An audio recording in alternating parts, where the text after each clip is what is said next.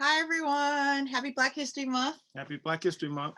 It is ShaRhonda and Brian Dawson from Brondihouse, here to bring you another episode, our special Black History episode. And today we're excited because we're going to talk about Africa and some of the myths around Africa, and instead replace the myths with real knowledge about the greatness of the continent. Okay. So the three myths that we want to try and dispel this week is one, the size and scope of Africa.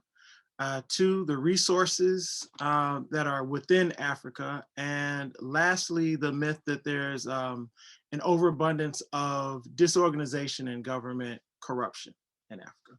Okay, so the first one is one of the most powerful lessons that we teach to students, because again, this is something that in schools we are all given these maps of what continents look like, where things are, how big they are, and that map influences what we think. And so for most of us that are over 20, and well, I'm barely over 20, but most of us that are over 20 in schools, we were given this map, this distorted map that showed Europe really big, and the United States bigger, right, than Europe, but definitely bigger than the continent of Africa. And Australia looked like this big, huge place. But recently, because of science, the technologies of science, they were actually able to go out into space and to get the exact proportions and dimensions of each continent.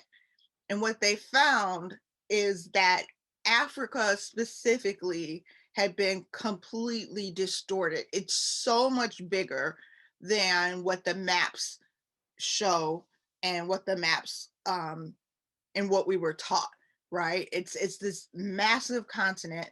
And not only is it so much bigger, these other places are a lot smaller, right? Right. And so, people might say, well, why does it matter? Mm-hmm. Why does something like that matter? And, first off, it matters because when you show an underrepresentation of something, it's usually for a reason. Mm-hmm. And so if Africa is seen as much smaller, or it's seen as just a little bit bigger than, England, which is an island, it begins to ingrain in people's mind that maybe it's insignificant. And also, people sometimes don't understand the diversification that comes from such a large continent. People still think of Africa as a country like Mm-hmm. like India, or like Pakistan or China, when in actuality, Africa is so large that you can fit the United States and all of China and all of India inside that one And continent. all of Europe. Yeah. All together. Like, so we're going to put up an example of a map. And in it, it shows exactly how many countries and places can fit inside of Africa. And you'll see that the United States is about the size of West Africa alone, right? And so when we have these maps in schools and these puzzles, and even I think our own imagery, sometimes when we make maps, we make the United States so big, and Africa the same size, then we're really distorting the power of the people. We're saying you're little, you're smaller, it's centered, right? Africa is massive, and it took science, right? This Just not until they, actually can say, all right, well, we can look on Google Earth and we can actually get a proportionate size of all the continents and see, oh, okay, well, if Africa is this huge, and you can see that, there's just about every possible climate in Africa, just because it's so large. Mm-hmm. You can see that it's got such a diversity among, not only, plants and animals, but people. It gives you a better understanding of Africa. Yeah, and so that was one we really wanted to focus on, is looking at correct image and size of Africa. Africa is not a small place. And so this is a shout out to all of our African friends who come to America, and people are like, hey, do you know this guy, John? He lives in Africa, right? Because they assume it's all one small town. It's massive, it's huge. There's so many different people and cultures in it. So the second myth that we wanted to talk about is this idea of Africa being poor, right? This poverty, like drought, um, wasteland of a place that's like everybody's starving because there's nothing there. And that myth of a poor, impoverished Africa is actually false. Africa is one of the most, if not the most resource rich continents on the planet. And so we're going to show you this map. And if you look at the map, you can see that there's all kinds of resources in Africa. Like, yeah, and I think when you look at the map, it's not only now, but in ancient times, you know, Africa has always been very resource rich, and that has been to its benefit, but more recently to its detriment. And that, you know, in ancient times, you know, people might talk about how much gold there was, you know, in let's say the gold rush in the Western United States, or how they would mine for gold in different parts of Europe. But once you start to find out, oh, well, it turns out that 1/3 of all the gold that was used during the Roman Empire came out of Ghana. It gives you an idea, oh, wow, that's how much, you know, how resource rich it was. If everyone around the world was going to Africa for salt, and everyone needed salt for to preserve their food, it gives you an idea of how resource rich these individual nations were. And then, of course, modern day Africa. Yeah, I mean, we have so much oil. I think that's the big one. I think a great example is when we look at Dubai, and people can look at this town that they've created in the desert, and it has the fanciest shops and these hotels and this man-made lake, and it's unbelievably, you know, over the top extravagant, and that's from their oil money, right? But that's because they control their oil money. In Africa, because of colonization, and we're going to talk more about what colonization looks like, Africans aren't in control of any of the oil, the diamonds, the rubber, the petroleum. Like none of that is in control of the actual Africans. So that wealth is mostly in it was originally in Western Europe and the, you know, places that colonized Africa, but now it's in the United States, and even more so now with China coming into Africa to secure some of these resources. Another really great example of this is something called coltan, and it's spelled Coltan. And what that is, it's a small mineral that you have to mine, and it exists in the Congo right now. And that mineral is what is used to make cell phones, iPhones, laptops, all over, right? It's this material that you get from Africa and these in the mines in the Congo. And there's a lot of I don't know how to say, people trying to bring attention to it because they have a lot of child laborers now, because their kids' hands are smaller, going into mines to get this coltan. But for me, what's important to realize is that when we talk about Apple products and Microsoft and Bill Gates as this rich person, we don't talk about the fact that this wouldn't be if there weren't the materials and resources from Africa.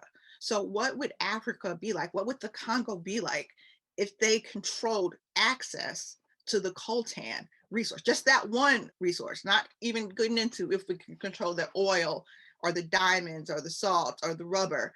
But it's so disconnected. Our world has become global. And what that means is that a lot of times we don't understand where things actually come from or how things are actually built. And the truth is, most of the industry, the things that we have in the world, come from the raw materials and resources in Africa. And Africans that are on this land and in these countries aren't the owners or the manufacturers or the producers, have no stake in the ownership of those resources. And so that's what leads to poverty. It's not because Africa is full of droughts and and you know nobody knows how to build stuff, right? It's because they've been exploited from colonization. Yeah, and that monopolization of natural resources is kind of what leads into that third myth about Africa, and that's that it's this place of disorganization and government corruption. And so people just hear about Africa and they hear about these different authoritarian leaders, and they say, well, why can't they get it together? And there's a direct connection between the natural resources and why governments often have the problems that they do. So if you say, well, the United States was able to become a superpower and industrialize because they were able to take advantage of their natural resources, because they were able to take advantage of oil and gold and the fur trade and textiles. Mhm. Now imagine if England still controlled all those natural resources during the 1800s. Mhm. America would have never become a superpower because they would have had the raw materials, but someone else would have always taken those raw materials and processed them and reaped the benefit from it. And that's what's happened in Africa. And we Mhm. see that today. And so one of the things that is so important that everyone understand, and I think should be mandatory in every social studies class, is something called the Berlin Conference. And this happened in 1884. So there's all of these European countries that were coming into Africa, right? And they saw all the resources. There were the gold, the diamond, but then there was also human beings, right? And the enslavement of Africans. And what was happening is that a lot of the European powers were fighting against each other to Have get control of have, those resources. yeah, and claim certain lands. So there was something called the Berlin Conference in 1884, and we have this really short clip, but it does an excellent job of explaining what that is. The Scramble for Africa and the Berlin Conference. What was the Scramble for Africa? In the 1800s, European countries were rushing into Africa to plant their flags in the land and claim colonies. Because of industrialization, Europe wanted Africa's valuable resources. Some of these included palm oil, cotton, gold, diamonds, and rubber. The control of the Suez Canal was also extremely important for countries wishing to trade with India and China.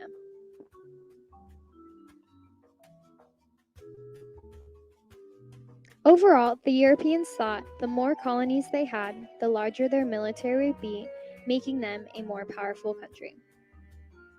In the midst of this scramble to place flags on crucial African lands, disputes popped up over who had the best claim.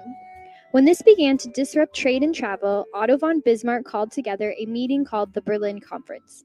In 1884, 14 countries, minus anyone from Africa, met in Berlin. The major countries at the conference were Britain, France, Belgium, and Portugal. These countries gained much of the most strategic pieces of land. The French gained control of northwestern Africa, including Algeria.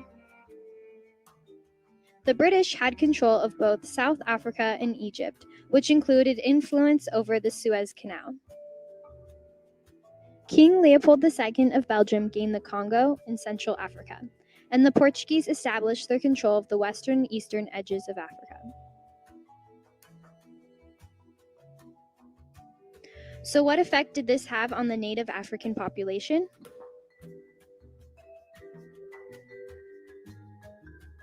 While Europe having their primary goal to be the end of slavery in Africa, their actions resulted in the increase in the women and children slaves. They also claimed to be the most civilized, but in reality, they carried out horrible travesties in their colonies. In particular, in King Leopold II's Congo River Basin, over 5 million were murdered and hundreds had their hands chopped off. Europeans also arbitrarily drew boundaries without any regard for the local people groups. It was common for the controlling European power to exploit any existing animosity between people groups in order to keep the population divided and weak. This led to countless disputes, civil wars, and even genocides. You might recall the recent stories of thousands upon thousands murdered in the Sudanese civil war and the ongoing conflict between the Hutus and Tutsis in the Darfur massacre. The Industrial Revolution in Europe pushed countries to acquire colonies which could supply raw materials while at the same time becoming a captured market to sell their manufactured goods. This rush for colonies, aka the scramble for Africa, led to the drawing of arbitrary boundary lines, resulting in tragic unintended consequences that are still affecting Africa today.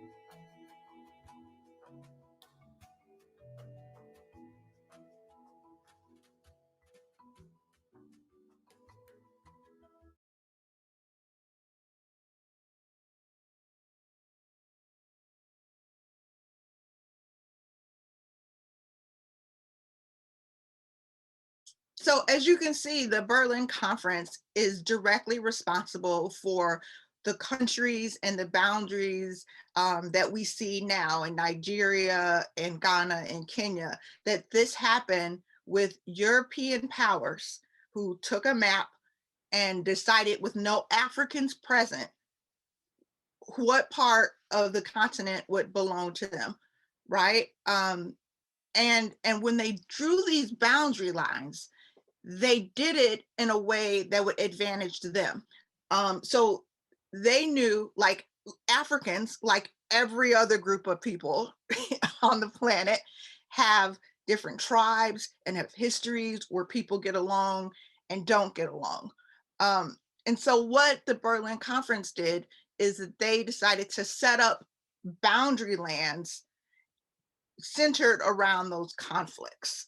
Yeah. Um, And it's as if you could imagine someone were to go into Europe and draw new boundary lines from outside of Europe and say, all right, well, we're going to mix the country of which countries? France and Germany. Right. And now that's going to be one country. Or Scotland and England are going to be one country now. And so all those people who had their individual identities and their individual histories are now mixed and thrown together. And someone from outside the country is saying, okay, we see you as one and want you to operate as one. Or even if it happened in the United States, if you could imagine someone from Russia or China came in and said, now we're going to redraw our area and Illinois and Indiana will be one country. Or one state. Oh, what if it was Wisconsin? Or was it Wisconsin? And so now the people who previously thought of themselves as individual entities, because of someone else's inclinations, now have to work together, now have to see themselves as one group, even if they might have different languages, even if they have different religions, different cultures. And so people now see the ramifications of those actions that took place over 100 years ago, where there's still infighting within groups of people. There's still people who are fighting over resources and saying, well, no, my group of people have had access to this water, right, or this land for hundreds of years. But there's like, well, there's a European group who said, well, now it belongs to someone else, and are able to then take advantage of that. And what they did is they took different groups and they gave them power and set up governments and put them in control and gave them armies over their entire place, right? So again, we know we have World War I, World War II with Germany and France and England. So if somebody was to come in and then give one side all the weapons and say, you guys are the people that are the governors, you're the president, you're in control, and it's up to you to keep these other people in line, that would cause some issues, right? And this is what we see all over the world. There's issues regionally because people have differences, but this isn't specific to Africa. Africa isn't more corrupt in their government or more violent than other places. It's just that we have this history of arbitrary lines that have been drawn and said, okay, now you're a country with European powers appointing certain people in that country to be the gatekeepers and to be the people that are in control of the resources. And what's even more messed up is they do that, right? So that ultimately these people are friendly to the interests of their colonizers, right? Or Nigeria is friendly to England with the oil. So if there's somebody that comes in like a Kwame Nkrumah or Steve Biko or someone's like, no, we want to take our country back. We want to have control of our own resources. Then you get a lot of corruption because you have outside players that can come in and give military money and weapons and powers and say, no, you go take over this government. You're in control. And that way they can keep control of the resources. And so it's this game that's played internationally, but ultimately it's about the wealth and the people in Africa and how people want to control that and keep that for them. So in closing, on this week, we hope that you take away some of the myths about Africa and understand that it isn't small, it's massive, it's huge. It isn't poor. The whole continent isn't poor because of droughts and what else did they say? Why we're poor? Well, I mean, droughts and different natural disasters or disease. No, it's actually quite wealthy. It's probably the wealthiest continent on the planet as far as natural resources. And some even said the Congo alone could supply the world's resources, just the Congo. And so it's wealthy and they're poor and there's poverty because of colonization and exploitation. And there isn't anything more corrupt about African governments than any other place. A lot of these problems that we see with civil wars and even some of the genocides in like Rwanda and in different places, there were outside agitators that came in and gave money to people. And it was really a fight for resources. And that's not to say that there is no agency within these countries to rise above. Many of them have. We see an emerging Kenya, an emerging Rwanda, emerging Ghana, Nigeria. We see all these places that are coming together and building that infrastructure, but it was based off of a system where Africans were set up to lose and to not have access to those resources. And so it's so important that when we talk to Black people and Black children about where we come from, our homeland, that it's not riddled with so many negative images, that people understand the greatness and the grandeur and the resources and the potential of an amazing continent with thriving countries again, like we had in Mali and in the Nile River Valley. Exactly. So if we've done it before, we can do it again. You can do it again. All right. Yay, Africa. All right. Have a good day. Bye.